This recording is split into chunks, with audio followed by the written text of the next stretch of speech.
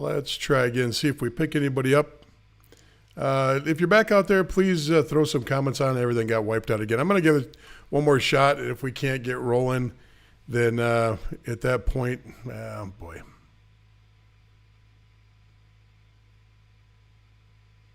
Okay, I'm going to start talking. I don't know if I'm on or not right now. Monitor shows that I'm on. It looks like there's audiences in some of our different feeds. Looks like we've got some people on. So if you're there, please let me know. Please say hi. Throw a comment up there so we can see you. Boy, I'm sorry, folks. Just having a hard time with the technical side tonight. I'm not sure why. It looked like everything was lining up when we pre-tested everything, but it's the way it works sometimes. So anyway, I'm Jeff Colson. This is Junior Hockey Advisor. It is Monday night. It's 9:04. We should have been going a little bit. Hey, thanks, Kirk, for telling me it sounds good. It's the feeds that I'm worried about. We only have about half of, some of this stuff goes to YouTube's and it goes to Facebook and it goes to discussion groups, and it's sent out to like 6 different feeds. And it looks like we're only getting about 2 or 3 of the feeds that are live, and I'm not sure if they're staying on or not. So anyway, thank you for letting me know that. That sounds good. Please say hi in the comments. Tell me where you're at in the comments. And also, if you got any questions that are coming up tonight, I want to talk about warning signs for teams, especially warning signs for junior teams. And what I mean by warning signs is, what are the things that are obvious that pop out that you should be looking for before you get to a team or even after you get to the team? And we'll talk a little bit about some remedies too. I'm not sure there's a remedy for everything, but we're going to talk about warning signs. So warning signs for Tier 3 juniors. And I'm going to throw on a screen here. I'm going to change screens if this will let me. Okay. And then what I'm going to do is, once I get into that screen, I'm going to make this an overlay so I can actually show you what I'm going to talk about. Okay, don't worry about that. Don't look at the man behind the curtain. Okay, so this is what I read today. WSHL's Utah Altitude announced they have folded after 1 game. Wow. So I looked that up and I thought, geez, what does that mean? First of all, the WSHL is struggled. Last year really, really hurt them. The year before that devastated them because the USPHL made a big push to start bringing some of the Western teams under the USPHL's umbrella. That's why the USPHL is so big right now. WSHL is combined. It's half in the Canadian, Western Canadian provinces and half in the United States. But with this Utah team going out, that only leaves 4 teams in the WSHL. Now, I'm talking about the WSHL, but please, this is across the board stuff. This is not just stuff about this league. I'm going to try to talk about it. In all due respect to the players and the coaches, this is not trying to bash a player that's playing in that league. It's not trying to bash a coach in that league. I'm just pointing out the facts of things to look for. So just doing my due diligence, I went to the Google and I pulled up the WSHL website. And so the Altitude put a statement out, which is fairly new. I didn't see this yet. But what I did was I decided to go up and just look at the standings and see how this league looks right now. So the Altitude are still on there, but if you notice right now, there's 4 teams left in Seattle and Utah. We're talking about some distances between these teams, and I started actually pulling up to see if there was information on rosters. Now, what I used was Elite Prospects, and I honestly, let's not even use that. Let's just talk about it because it's I do a lot of stats on here and I throw a lot of stats at you. So, listen, you know what my topic's going to be. Get your coffee. Let's get rolling on this, and let's have a great night trying to figure all this out.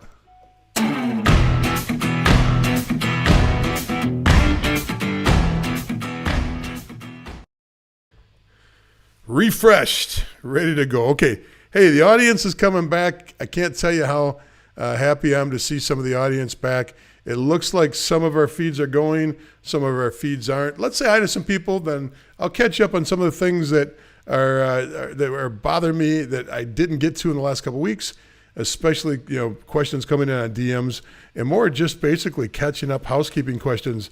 Most of you are just asking questions about what's going on in my life, and I'll catch up on all that. So Melissa in Brooklyn, Michigan, it's so good to see you on.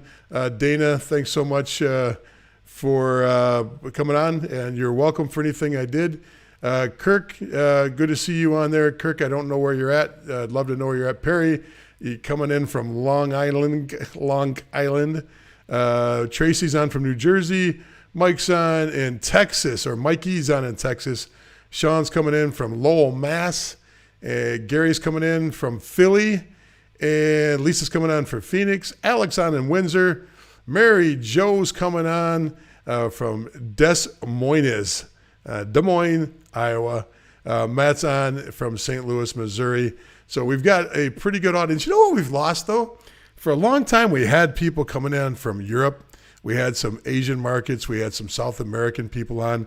If you're on and you just aren't saying anything, throw the comments back on. It was really cool. You'd be all of a sudden it'd be Denmark, or that's for you old schoolers who were here over 12 months ago. Haven't seen much of that lately. Don't know if the pandemic shuts down the World Wide Web from going worldwide or something like that. Maybe it just, I don't know. Anyway, let's get some things I wrote down that I just haven't had time to DM back about. Scouting, not on the road this week, as you know. Been on the road almost every weekend. I did do a couple games locally. Local for me is an hour, 10 hour and 15 minutes away. I might catch up some of the rinks locally, but Rochester, New York, we're limited on the amount of teams that we have in Rochester, and they play so many games away, so it's a hit and miss if I'll catch anything. Really watching the Tier 1 elite level, and I say that not as the league, but Tier 1 elite meaning elite level play. So we're watching those leagues. So not much just in Rochester. You've got the Rochester Coalition, which is the Carney program. But besides that, I've got to leave the market to see any games. Oh, by the way, the mic should sound a lot better. Got the mic revamped this week. So if the sound is better, that's good. I hope that's working on that end. November 1st, today, is the first day of the NAHL, North American Hockey League, tender process. Now, what does that mean? Well, you could always go to the video that I put out, the really short one, is 5 minutes or less, on how the tender process works. That tells you what a tender is. That's on YouTube, or it's on the Junior Hockey Advisor site too, on Facebook. But the tender process started today. What does that mean? That means that NAHL teams can start offering a tender spot for a player. That's important to know, because anytime now that a phone call comes in, it should be a phone call that you might want to make sure you pay attention to across the board from coaches. Another piece of advice, just a piece of advice for everybody out there. Hockey is such a small world. You may think that you're going to be a first-round draft pick in the USHL. You may be a first-round draft pick in the USHL. You may think you're going to make a career of going 1 or 2 years in the USHL, getting drafted in the first round, going to one of the Big Ten schools, or going to North Dakota, or some school like that, and then jumping straight from there to the NHL and starting as a rookie your first year. You might think that, and God bless you. I hope that happens for everybody out there. That'd be awesome. The reality is, I'll give you the example of my own family. I think I've told you this story before. We had a first overall, number one draft pick in my family. This is going back to a few years, less than 10, more than 2. So first round draft pick overall, first overall pick in the USHL. Played 1 or 2 games in the USHL, immediately traded to a North American Hockey League team, which does happen, and then it bounced around and actually went 3 or 4 teams within a couple months with trades. Now, you probably heard me tell this story before. I ended up being a D1 player. He'd already had his D1 commitment, to be honest with you, and played all 4 years of D1 hockey, and has made a great career out of hockey. My point, though, is that's the number one overall pick, in the USHL draft. Oh, by the way, 6'4", 6'5", Oh, by the way, led all Tier 1 scorers his last 2 years in U18 and 16, and won 2 national championships in a row, and still ended up not playing in the USHL. Okay, those things happen for many, many different reasons. You could be trade bait. You could be a great player that somebody wants to trade because they want cash. A team needs cash. Another team might trade for you that because they want you, and they're going to give up numerous draft picks and numerous tenders to get you. You don't know what's going to happen.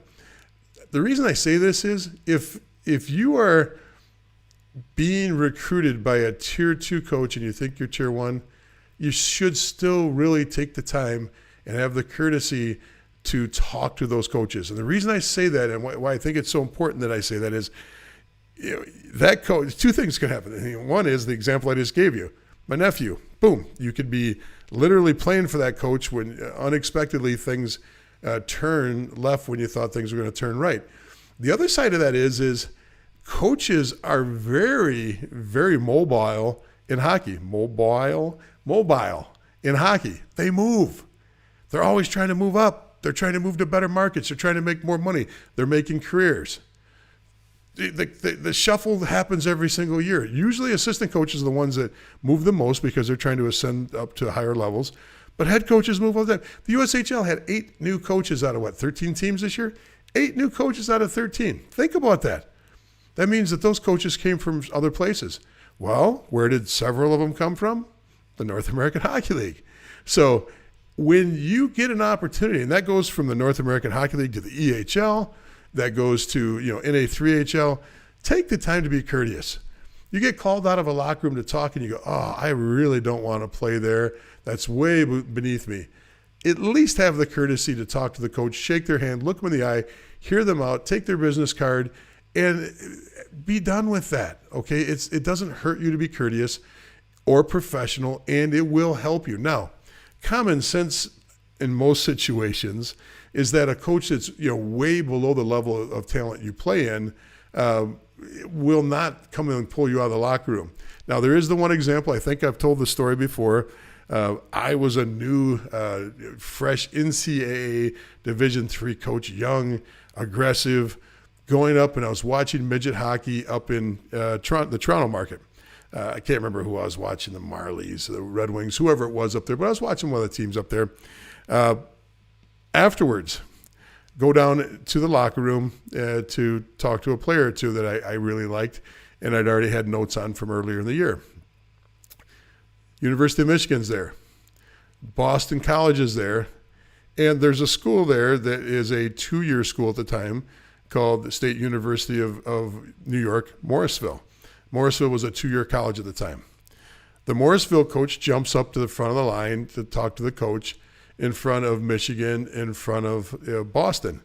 Now, I knew my place in line. I knew that I should have been the third coach that talked to players, but that's just either arrogance, stupidity, rudeness, or just lack of social bearing from a coach. That's not the norm, though. The norm is coaches know what levels you're at. Coaches usually talk to the players at their level. Maybe they'll talk to a player that they think that's a diamond in the rough they can pull up. But rarely, if I know a guy is going to at my level, if I know a guy is a solid USHL guy that's going to play in the USHL next year, I'm probably not going to pull him out of the locker room if there's 3 other USHL teams waiting to talk to him afterwards.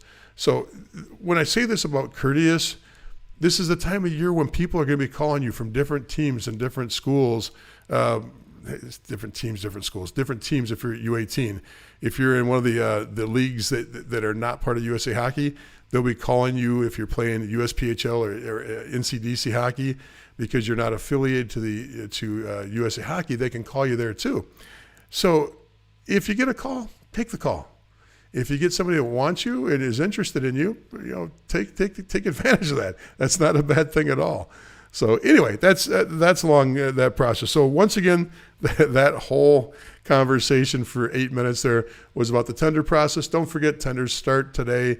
So just be aware of it. Be aware you might see more North American Hockey League scouts and coaches at U18 games, maybe some U16 games, and other junior leagues looking for players. Now remember, if you're in the EHL, if you are in an affiliated league, in a 3HL. In a 3HL, the NHL can talk to you because they're the same league, but they're probably not going to talk to you at this point, and they will not talk to you in the EHL because of the fact that they want you to focus on your year, and it's part of the rules of USA Hockey not to tamper with somebody else's roster in the USA Hockey system. So that shouldn't happen. I don't think that'll happen, and let me know if it does. So, okay, so what else? DM came in about, I haven't been talking about airplanes are flying much lately. Absolutely right. I haven't been flying much. Probably been, it's been at least 6 or 7, 8 weeks since I've been up in the air. A lot of it's weather in the area. We haven't been able to go up in the last 2 weeks here, but behind me you can see all my flight bags and my headsets on the wall. That's where they've been. That's probably where they're going to stay for a little bit. Not because I don't want to get up in the air and fly. Not that I'd like to be flying out to do some of the scouting. Just hasn't been in the cards to get up in the air. But as soon as I start flying a lot again, I'll be making sure that I mention it and talk about it. Somebody else asked about all the house and all the things we're doing to our house, and I don't know why this is interesting, but yes, the kitchen is not done. No, the kitchen's not done. Still waiting for the backsplash to be put up in the kitchen. All the new floors are in. We're waiting for the new generator, but the air conditioning unit was replaced. So we got new vinyl siding, new kitchen, new floors throughout the house. Almost done. So the reason why you see me moving all the time from room to room is because things have been being done in the house. So get you caught up there. The last question came in about my son that I really I don't think I've gone into much detail about that. He's doing much better. I think there's been enough information out there that most, if you don't know, had back surgery the first day he got onto campus, recovered well. He's recuperating well, but that has definitely hampered his hockey season in college.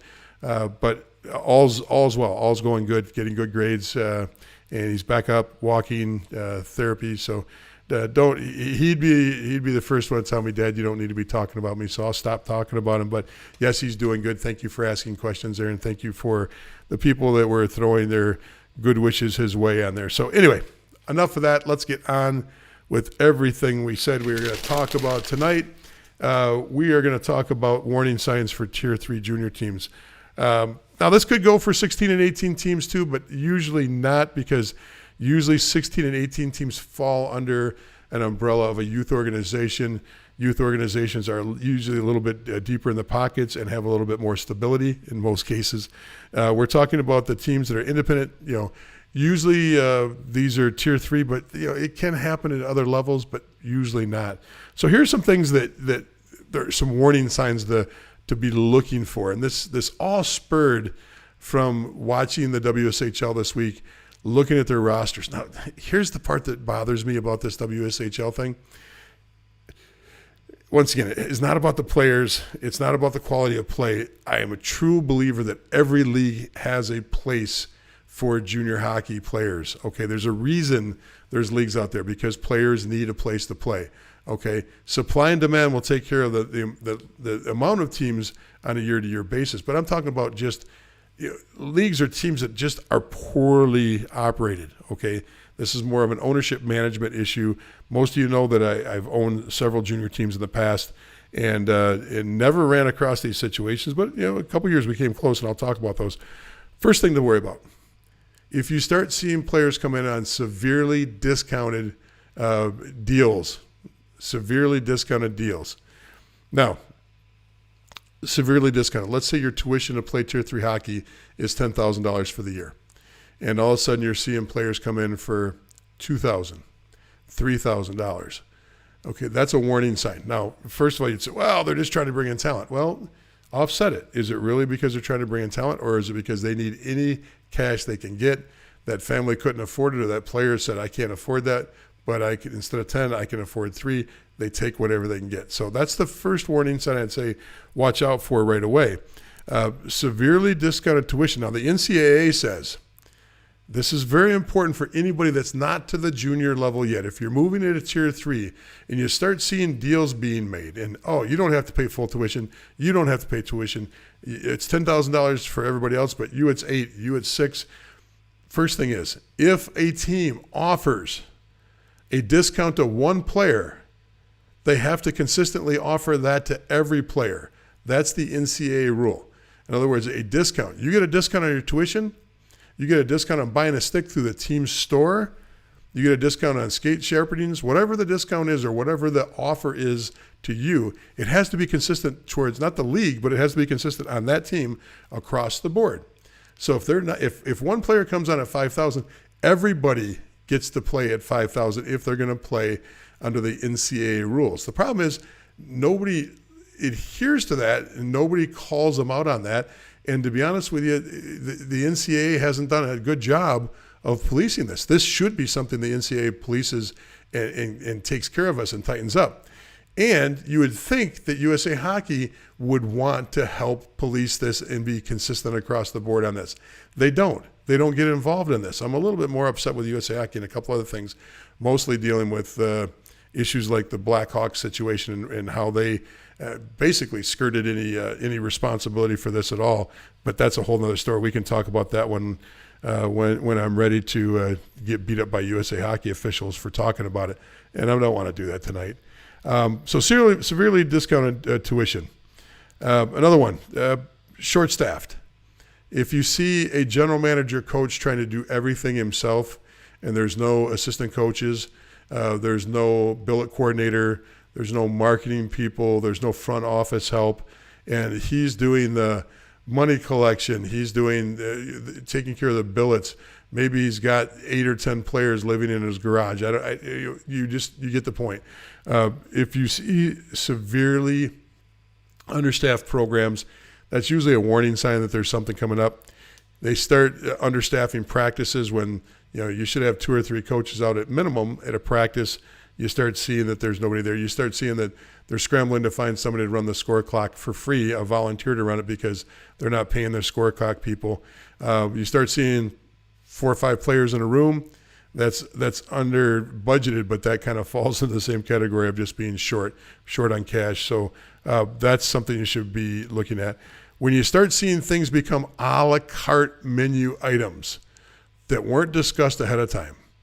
In other words, all of a sudden now the team isn't getting, at minimum teams usually when they're on the road and they stay in a hotel, 2 kids split a large pizza. That's pretty much the norm. Some teams will do subs. Some teams will do like an Olive Garden thing in one of the hotel rooms where the kids can get some salad and some breadsticks and some type of pasta. But for the most part, at minimum, you should be seeing, pizza. If they start saying, hey, we're stopping here, you're on your own, go feed yourself, and they start staying at hotels that don't have breakfast in the morning, those are the things you start worried about because it's common that you should be getting at least 2 of your meals taken care of, if not all 3 meals taken care of on the road each day. It's not uncommon for a Tier 3 team to stay at a hotel that has an unlimited breakfast, so the players can eat as much as they want. Then they let them loose for lunch, maybe take them to a mall for lunch, and then after the game pick up dinner or do a team dinner right before the game, and then afterwards get them some pizza or something like that. That's pretty much the norm. So if those start going away, once again, the hotels, you start seeing a decline in the level of hotel, 4 or 5 players per room. You start seeing that stuff. If the team doesn't supply tape anymore, if you're asked if you would like to rather drive, some of the players asked if they could drive to the game. We're canceling the bus. We're going to let you guys drive because you guys asked for it. It's a 6-hour road trip to get to the game. That's a bad sign. Now, don't get me wrong. If the team bus breaks down the morning of and you're supposed to leave at 8 and the bus pulls in and breaks down at 7:45, a team might scramble. And, I've literally used my RV to load up half our team. And then we got some vans. We rented some vans to get a team there because our team bus broke down the morning of. So we loaded them up any way we could. But that's not what I'm talking about here. Equipment. If team helmets are no longer supplied, if team jerseys, don't half have nameplates, half don't, and nobody seems to want to fix these things, those are issues. Now, once again, you show up and you're traded to a team and you don't have a nameplate for a game or two, that's not the issue I'm talking about. you're pulled up to the team and it's your first week on the team, you don't have a nameplate. I'm not worried about that. I'm worried about when you're in game 10 or game 12 or game 30 and the nameplates aren't matching or the nameplates aren't on the jerseys or you're wearing some other kid's jersey. Those are things that should be warning signs.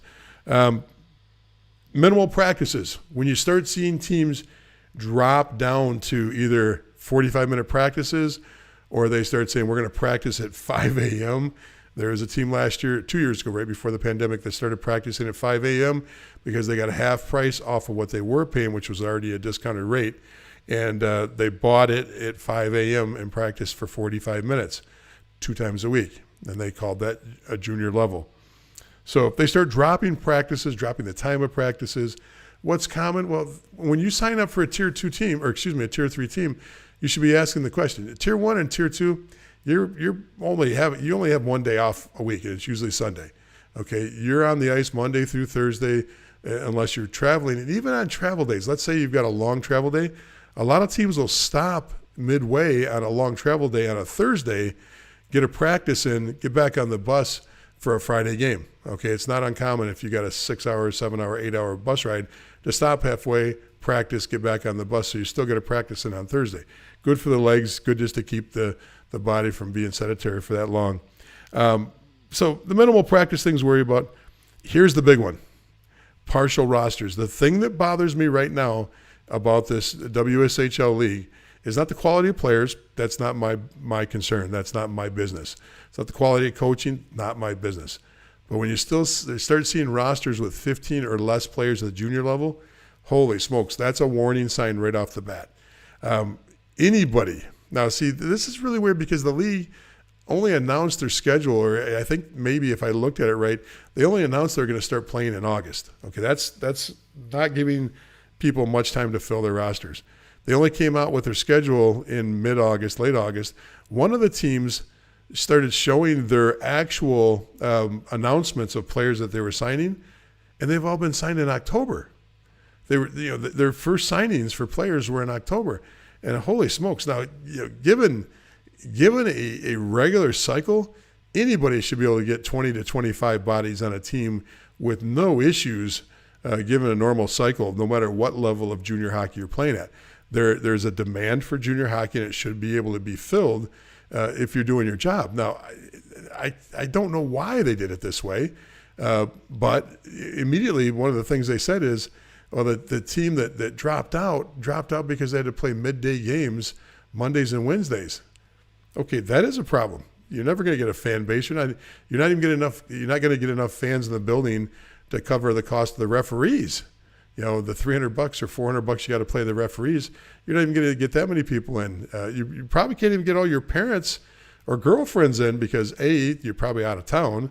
And B, even if they lived in town, they got to work their jobs. So not cool if you got a team that's playing midday games. Now, every junior team plays a midday game once in a while. Okay, all different levels for different reasons. If it's a Veterans Day or it's a Martin Luther King Day or something where it's a day off for most people, maybe they bring the game down to a 1 or 2 o'clock start. It makes it easier travel for everybody, especially if there's a Monday holiday or a Friday holiday involved. So just keep that in mind. The partial rosters, canceled games. Already in this league, you started seeing canceled games the first week. That's a warning sign.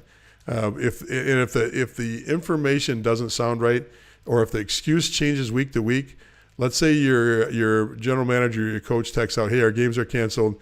There was a problem with the compressor. Then the next day it's, we're canceling the Saturday game too, problem with the Zamboni. Then the next week it's we're having a problem with the rink. And then after that it's like, well, the other team is having a problem with their roster, and if it just keeps changing over and over again, that's a warning sign, because a lot of these teams, that's what happens. They throw out one little bit of a little tiny lie, and then they got to put another tiny lie on top of it, and they got to put another tiny lie on top of that. Be careful. Just be careful of these situations. Remember, I'll try to give you a couple of things to think about as far as what you can do to protect yourself, but there's not really much. Okay, if you start seeing the team adding players and the talent level is dropping drastically, that's a sign. Or if your team's playing and the score is disproportionate either way. If you're winning every game 10-0, or if you're losing 10-0 every game, that's a warning sign. That should be right away. That should be something you're concerned about with the whole process. So the last one I wrote down is a lack of effort by the owner, the managers, the coaches, anybody involved with the team.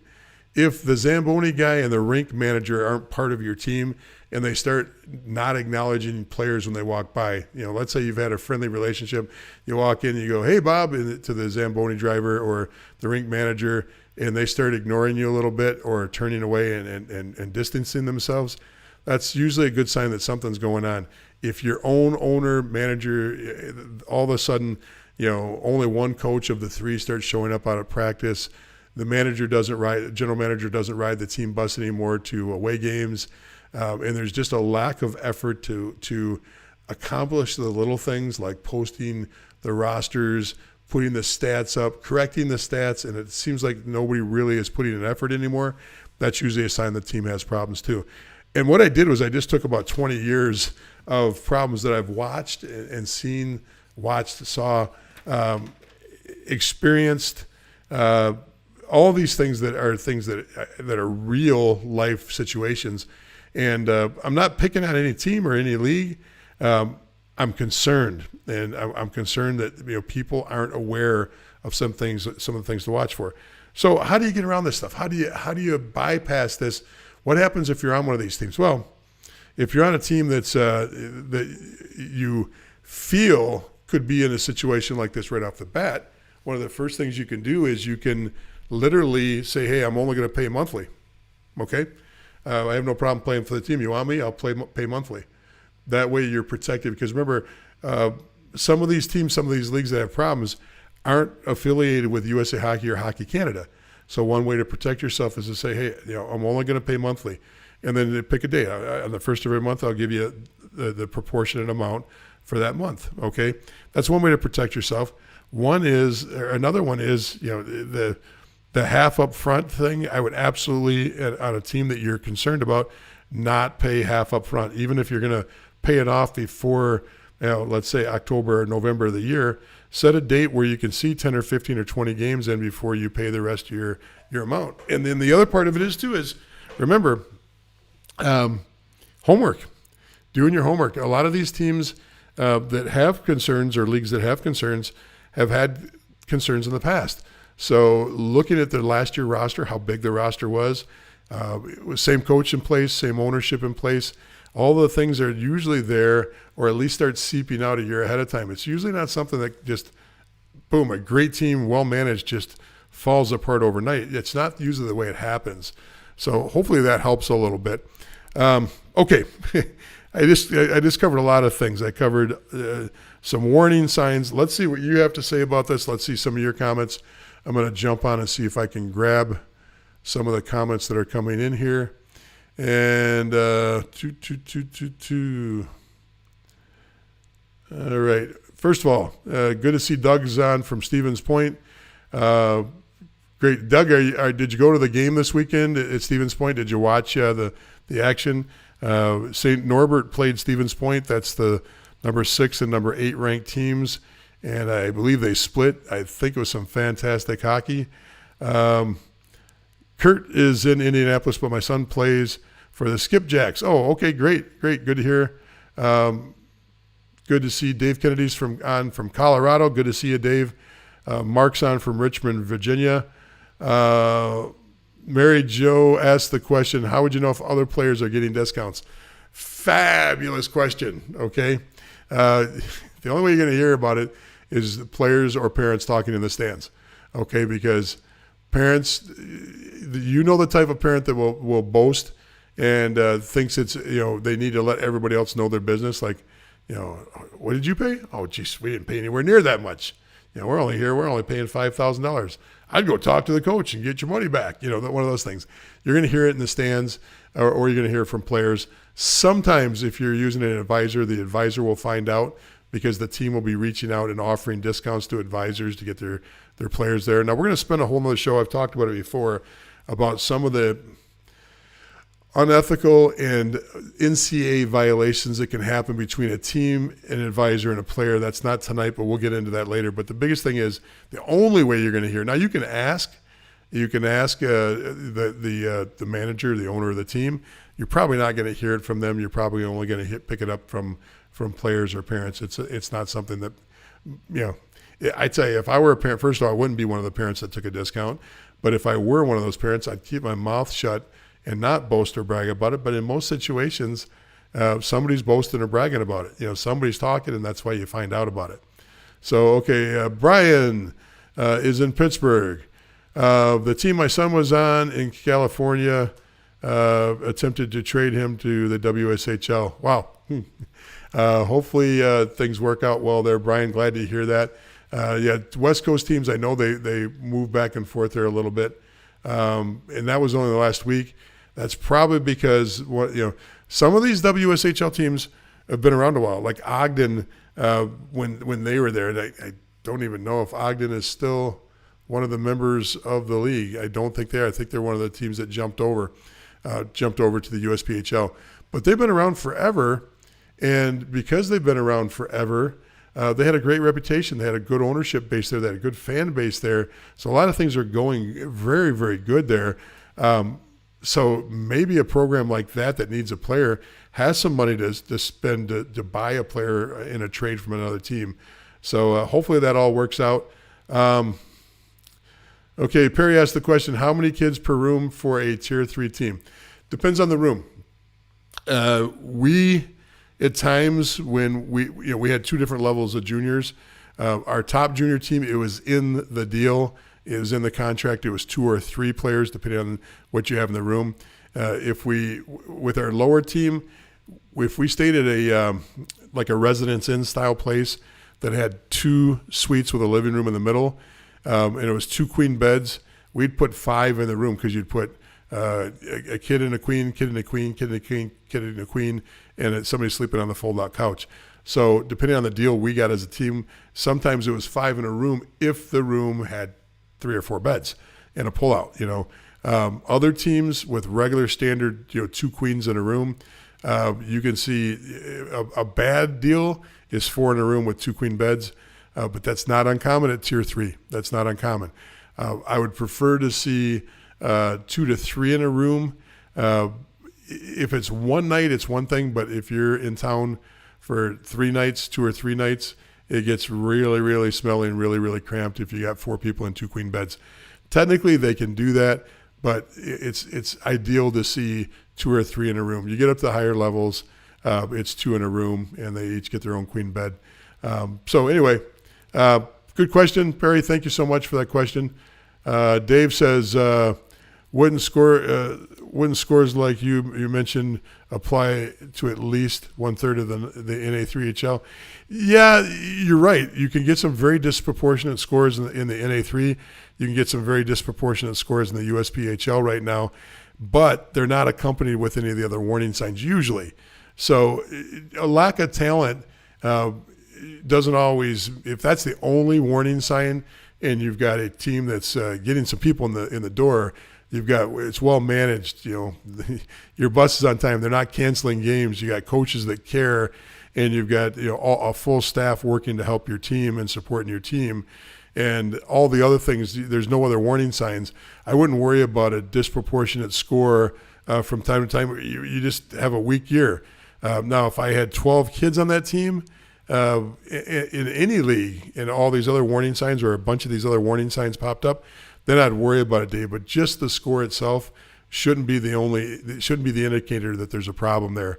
Now, year after year after year, that should be a league concern where the league management is going to that team and saying, hey, this is the 3rd year in a row your team has got a differential of 6 or 8 goals per game.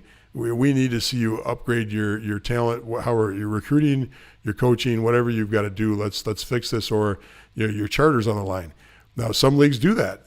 I can't tell you that the NA3 does or does not, because I've never had to deal with an NA3 team to see if that happens there. I can tell you in the USHL or inside of the North American Hockey League, that would happen. I do know that happens in the Ncdc too.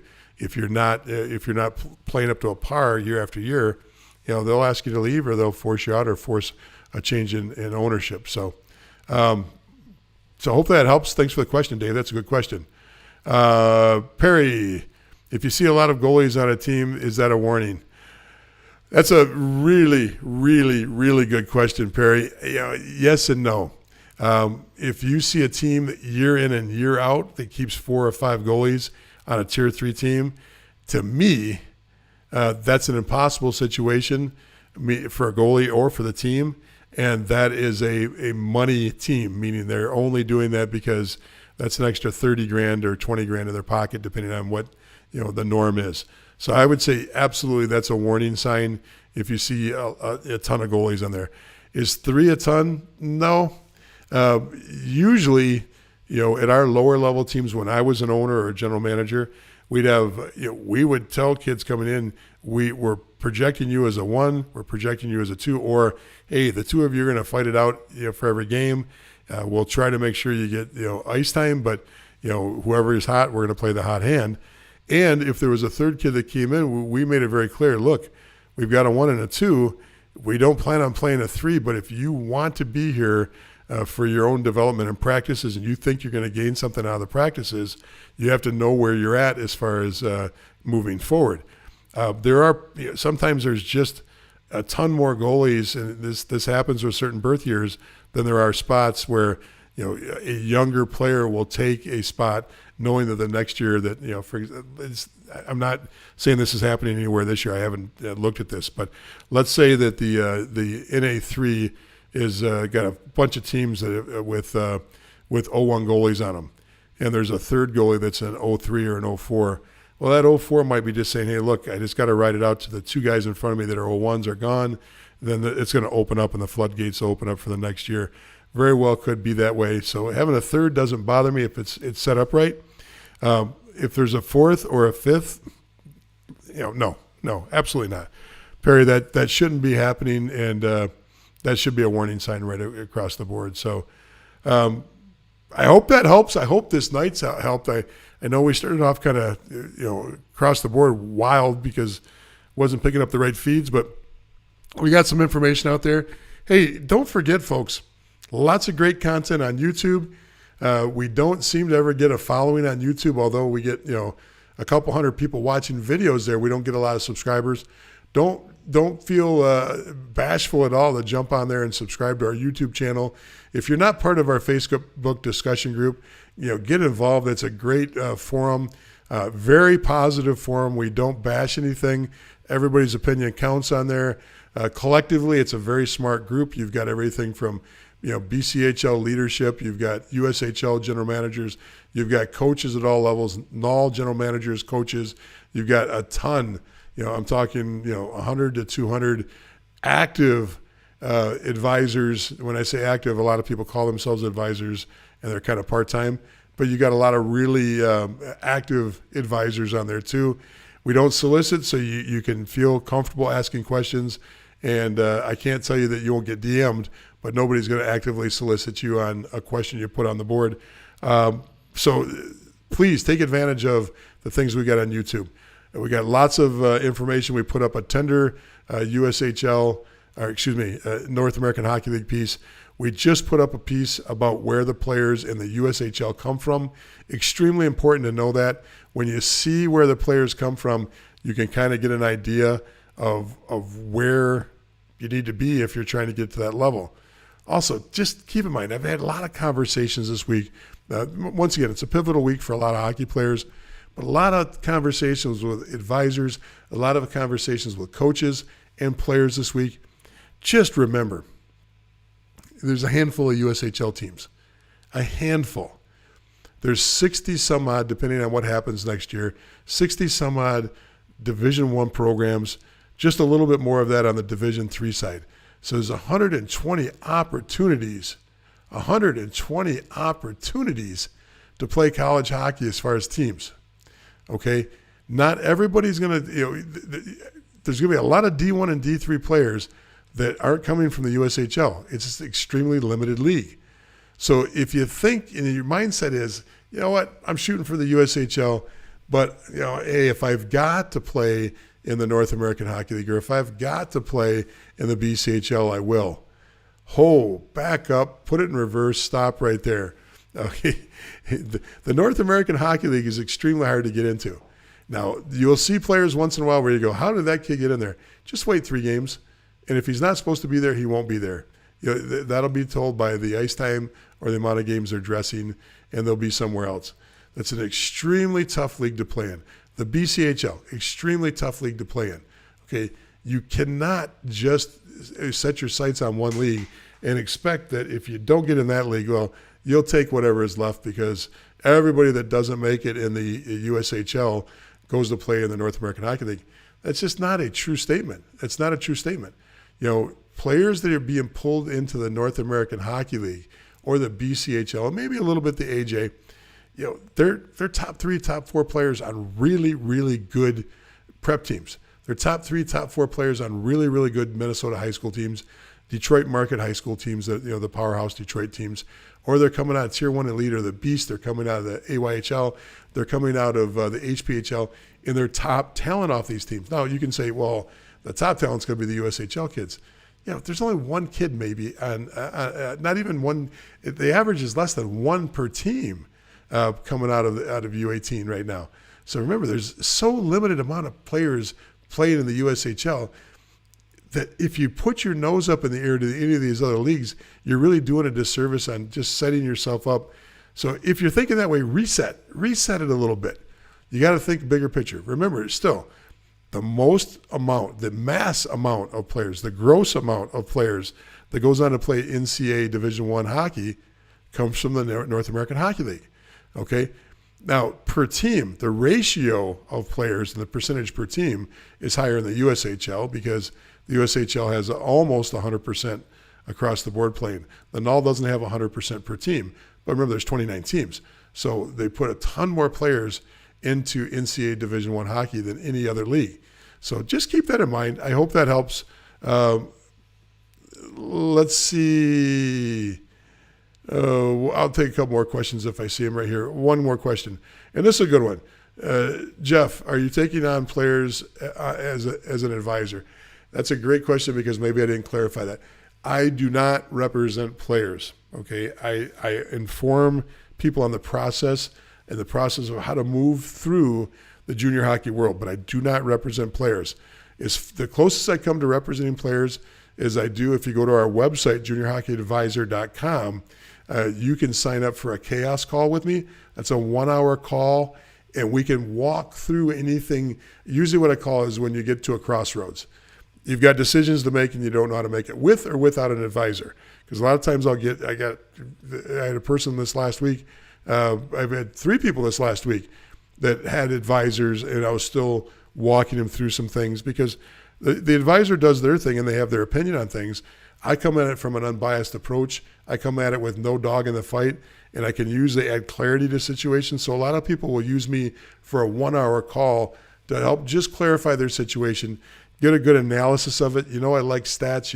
I like numbers, and that's where I really put my the experience of being an owner, a general manager, a coach, and a college coach too, on top of what I do with this, and I put all that together to try to add clarity. So I'll do a 1-hour call with people. Sometimes I'll take multiple calls over a period of time with a family if they want to work through an issue. But that doesn't replace an advisor, but I do not advise players directly. You can always reach out to me. I can walk you through it. I do have there's a video I do on how to hire an advisor. You can get that off the juniorhockeyadvisor.com website too. And that goes through the soup to nuts on everything you should be looking for when you look for an advisor. It was done in conjunction with my wife, the attorney. She helped me put the process together to make sure that I kind of covered all the bases from the emotional side to the technical side to the legal side to the hockey side. So good information there. I strongly recommend it. And once again, tons of video out there. Please go on to Junior Hockey Advisor onto the YouTube page. I think you'll find some really good stuff. One more question. Okay, Dave wants to know, do you see the Ncdc challenging the Null for D1 commits in 5 years? That's a great question, Dave. Do you see the NCDC? Well, no, I don't. Here's why. The NCDC, when they were the EJHL, had a really good niche. They weren't considered by USA Hockey to be Tier 2 because they charged tuition. But the programs at the time, this is 6-7 years ago now, when the EJHL, this is the Eastern Junior Hockey League, which was the predecessor to the NCDC. All the teams in the league were chock full of D1 talent.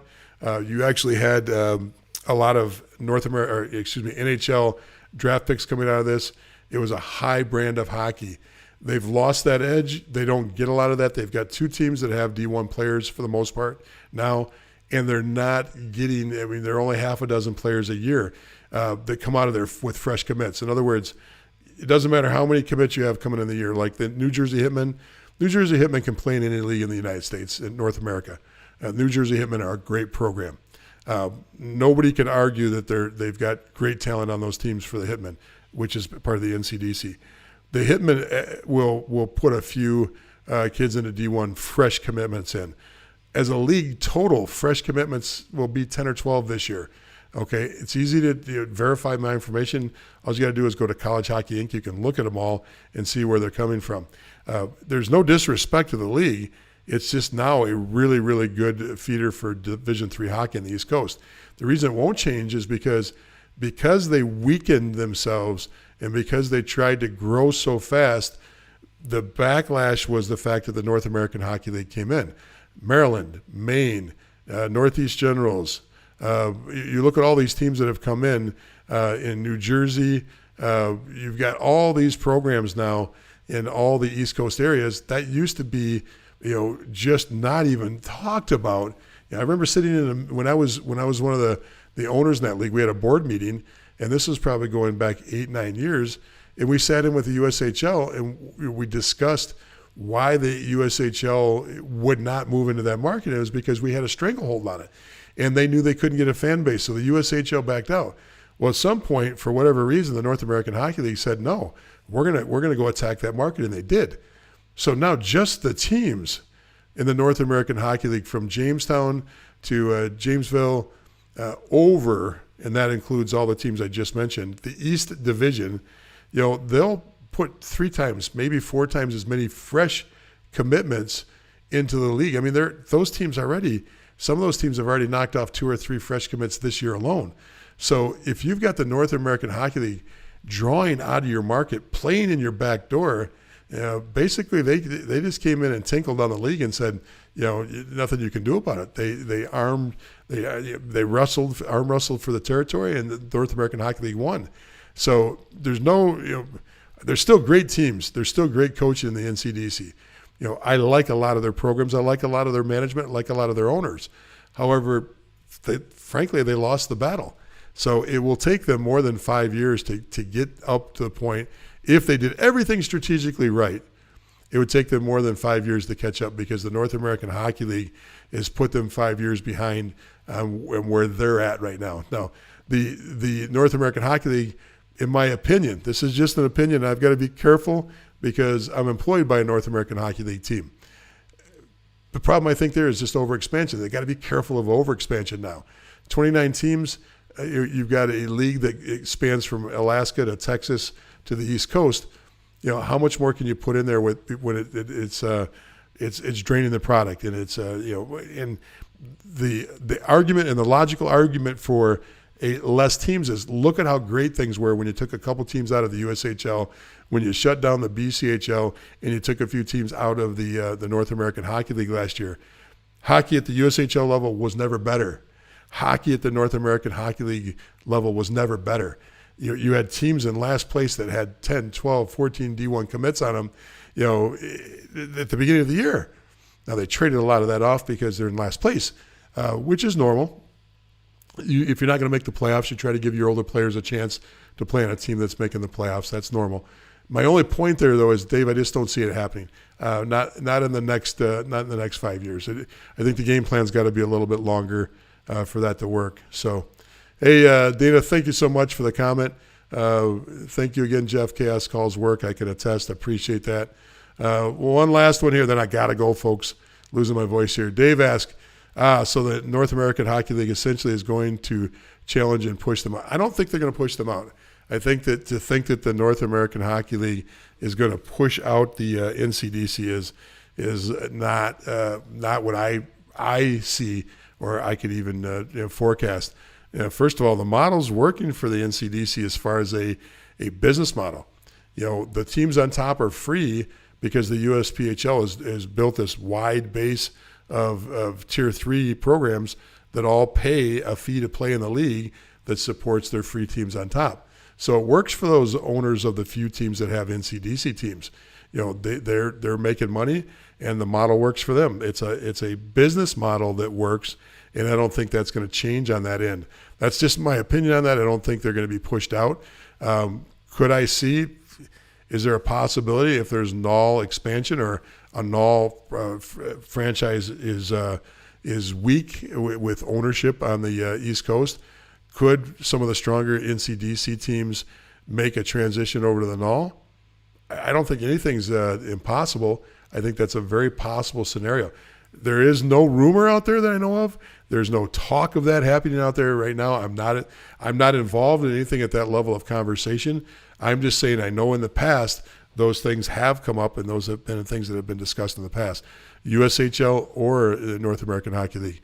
So, but why would you do that right now if you're an owner of one of the teams in the NCDC when everything's paid for you? You got free hockey, everything, your ice time's paid for.